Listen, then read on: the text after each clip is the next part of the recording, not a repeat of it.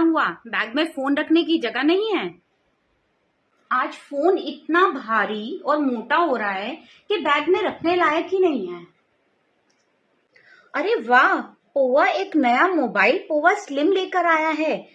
5160 mAh की battery. ये दिखने में भी जितना पतला है, बैग में रखने में भी उतना ही आसान है।